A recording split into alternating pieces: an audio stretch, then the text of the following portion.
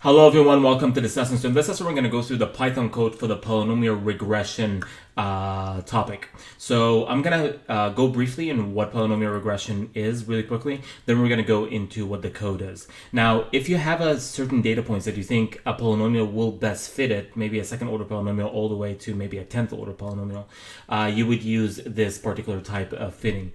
And we found that it follows still the same strategy we did with linear regression, where we reduced the sum of the square of the residuals. We did some differentiation in terms of each of the terms, a0, a1, and a2, and we got this system of equations, system of three equations, and we found that the coefficients of a on the left hand side here are defined in terms of the points here, and also the vector b is defined in terms of these points as well. So we found that if we get the coefficient on the left hand side and also the values on the right hand side, we can apply any technique of system of equation to find the solutions, in this case a0, a1, and a2, and we have found the model that would best fit these data points. Now the code is actually very simple. It's made up of four different sections. We have this first section, which is basically inputting x and y. Then here, this is basically the meat of this code, or what you're going to be learning new in this lesson, which is basically creating matrix A and B. Then we're going to be calling back something that we have learned in a previous lesson, which is Gauss elimination. This part is forward elimination. This one is backward substitution. And at this point, we actually have found the model. So we have found our coefficients, our a0, a1, and a2. And before we actually go into and actually seeing our model, we have to actually calculate r squared, because you want to know the effectiveness of your model. You know, how much of the model captures the essence of the data points that you were trying to fit. So actually, let's go into like the details of each one of the sections. So inputting is very simple. We're just going to call the array function, or we're going to pass a list of the x values. Y, again, call the array keyword, and we are going to pass the y values that we have up here.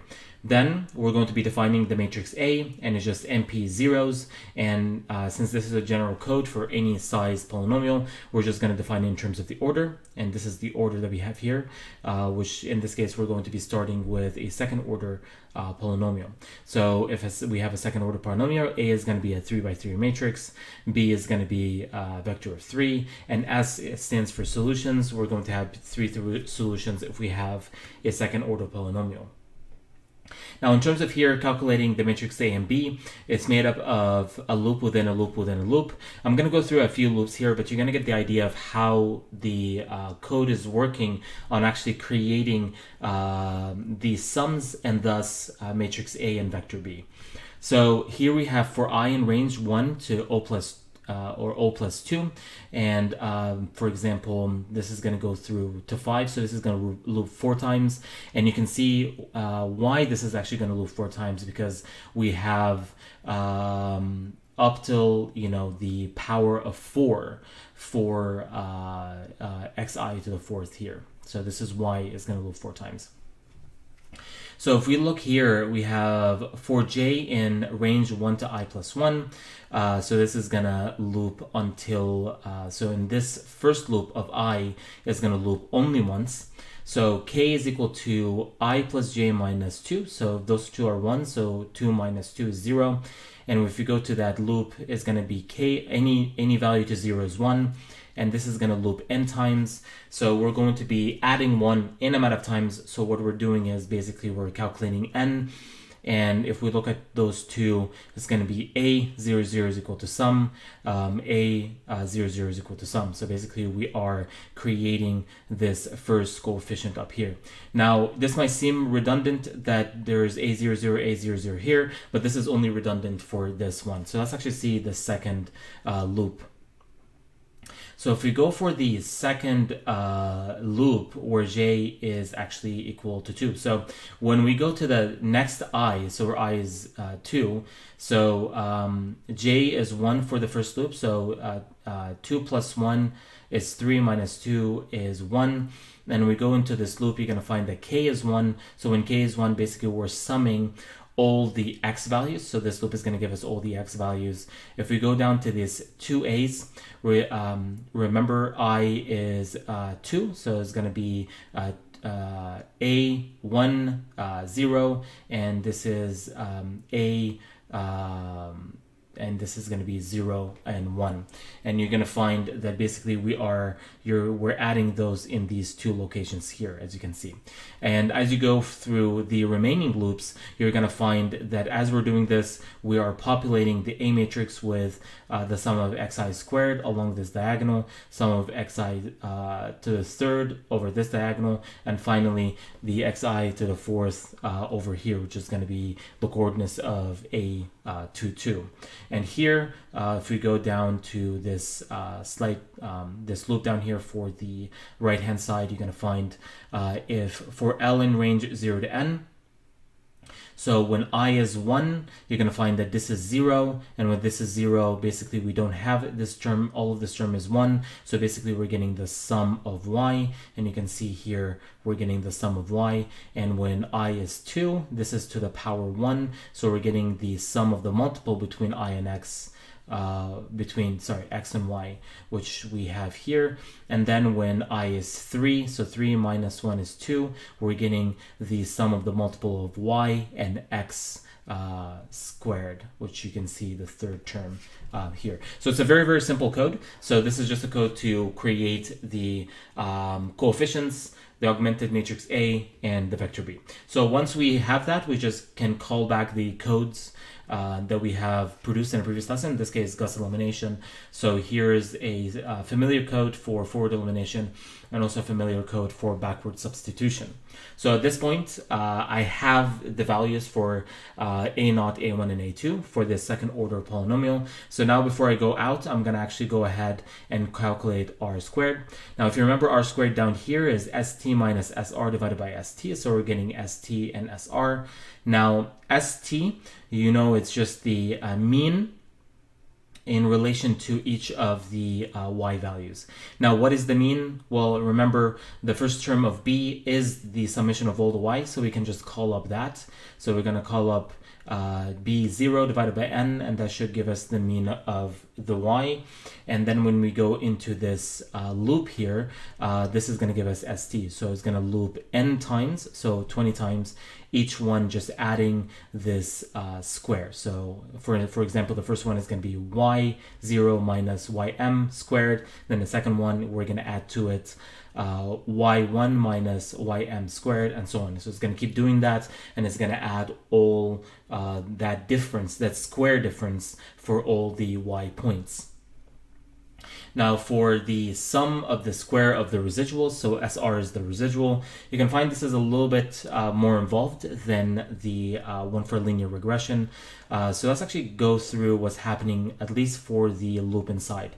So you can find the sum is equal to sum minus sj multiplied by xi to the power of j. Now when j is 0, this term falls out, so you have s of 0, and s of 0 is basically the first term within the solutions, and that is a0. So I want you to see what's actually happening within the code, because here this is the residual. So the first loop, we're basically taking yi minus a0. Then the second loop, we're saying yi minus this term here, the second term that has a1. Then the third term, yi minus the third term here.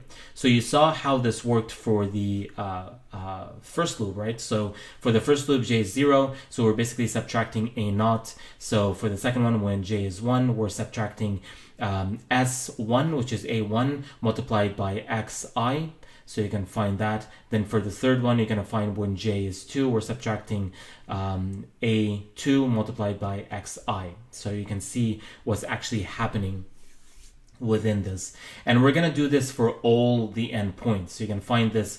We do three loops for a certain xi, then we go back, do the same 3 loops, subtracting these 3 terms for the next I, and so on. And this is why you can see here it is a loop within a loop. So the first loop takes the first I, does the 3 subtractions, then goes to the second I, goes into this loop, does those 3 subtractions, and so on.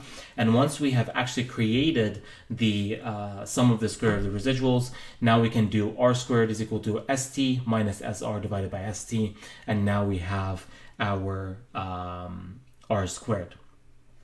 So this is basically a very simple display code. So I'm going to say print the polynomial, and here print f of x is equal to, and this is \t, so this is tab, and I want to put %f %, and I want to put the first term that I want to output is a naught.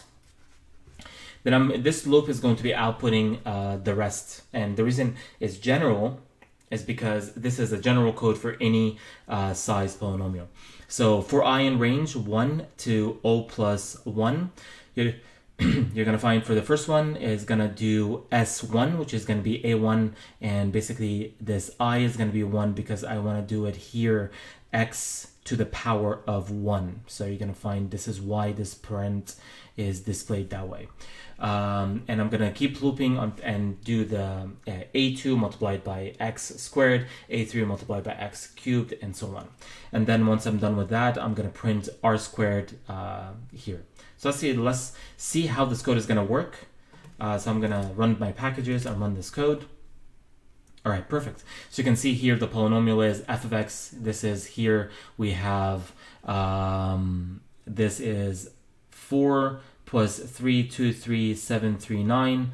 And here we have this first term, and this is the second term.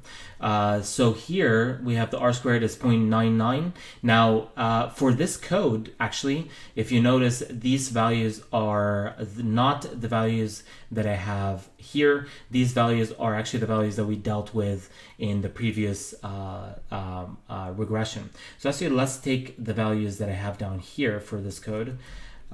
Because I want to actually show you that this is such a general polynomial code that actually applies for a first order polynomial. So if I run this, and these are the values that I have here, you're going to find that this is actually the fit that I have, and it actually fit this r squared 90, it captured 96% of the essence of the data points, and you can see here. So what I want to do before I end this lesson, I want to actually show you that this is an actual general one. So let's actually fit a cube. So if I fit a cube, here you can see the A0, A1, A2, and A3. It actually didn't, the R squared didn't change at all with a cubic. If I go to a fourth, change a little bit. It was 0, 4, now this is 1. Let's actually go to a fifth order. So if I go to a fifth order, change a little bit, so went from a 0, 4 to a 3, 8.